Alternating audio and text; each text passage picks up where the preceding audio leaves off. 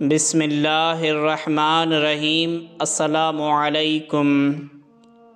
ابتدائی دور میں حضرت سیدنا حبیب اعظمی رحمۃ اللہ تعالی علیہ بہت امیر تھے اور اہل بصرہ کو سود پر قرضہ دیا کرتے تھے۔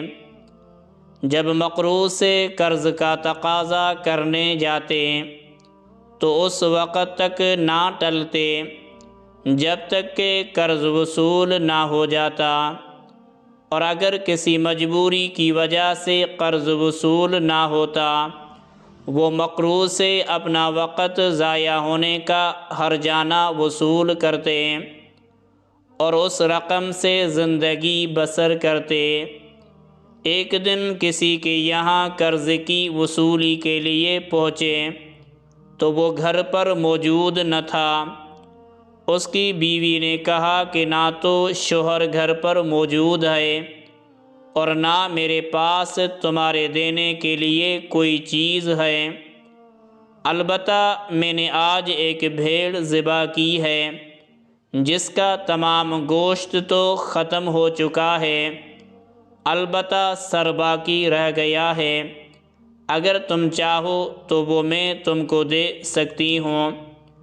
چنانچہ آپ اس سے سر لے کر گھر پہنچے اور بیوی سے کہا کہ یہ سر سود میں ملا ہے، اسے پکاؤ، اور بیوی نے کہا کہ گھر میں لکڑی ہے اور نہ آٹا، بھلا میں کھانا کس طرح تیار کروں؟ آپ نے کہا کہ ان دونوں چیزوں کا بھی انتظام مقروض لوگوں سے سود لے کر کرتا ہوں، اور سود سے ہی یہ دونوں چیزیں خرید کر لائے۔ جب کھانا تیار ہو چکا تو ایک سائل نے آ کر سوال کیا۔ آپ نے کہا کہ تیرے دینے کے لیے ہمارے پاس کچھ نہیں ہے، اور تجھے دے بھی دیں تو اس سے تو دولت مند نہ ہو جائے گا، لیکن ہم مفلس ہو جائیں گے۔ چنانچہ سائل مایوس ہو کر واپس چلا گیا۔ جب بیوی نے سالن نکالنا چاہا لیکن وہ ہنڈیا سالن کے بجائے خون سے لبریز تھی، اس نے شوہر کو آواز دے کر کہا، دیکھو تمہاری کنجوسی اور بدبختی سے یہ کیا ہو گیا ہے۔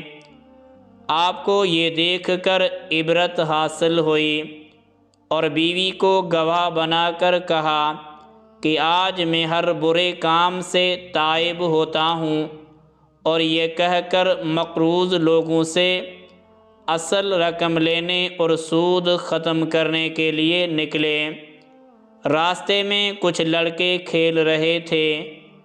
آپ کو دیکھ کر کچھ لڑکوں نے آواز کسنا شروع کیے کہ دور ہٹ جاؤ، حبیب سود خور آ رہا ہے، کہیں اس کے قدموں کی خاک ہم پر نہ پڑ جائے اور ہم اس جیسے بدبخت نہ بن جائیں۔ یہ سن کر آپ بہت رنجیدہ ہوئے اور حضرت سیدنا حسن بصری علیہ الرحمہ کی خدمت میں حاضر ہو گئے۔ انہوں نے آپ کو ایسی نصیحت فرمائی کہ بے چین ہو کر دوبارہ توبہ کی۔ واپسی میں جب ایک مقروض شخص آپ کو دیکھ کر بھاگنے لگا تو فرمایا، تم مجھ سے مت بھاگو، اب تو مجھے تم سے بھاگنا چاہیے تاکہ ایک گنہگار کا سایہ تم پر نہ پڑ جائے۔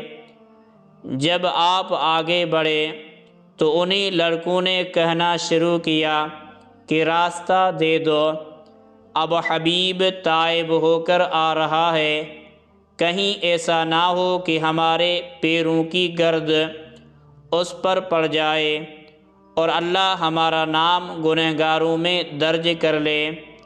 آپ نے بچوں کا یہ قول سن کر اللہ عز و جل سے عرض کی، تیری قدرت بھی عجیب ہے کہ آج ہی میں نے توبہ کی اور آج ہی تو نے لوگوں کی زبان سے میری نیک نامی کا اعلان کر دیا۔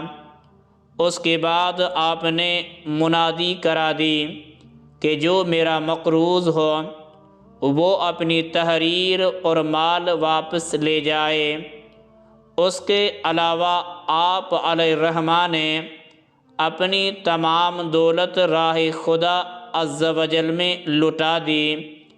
پھر ساحل فرات پر ایک عبادت خانہ تعمیر کر کے عبادت میں مشغول رہے اور یہ معمول بنا لیا کہ دن کو علم دین کی تحصیل کے لیے حضرت سیدنا حسن بصری علیہ الرحمٰ کی خدمت میں پہنچ جاتے اور رات بھر مشغول عبادت رہتے۔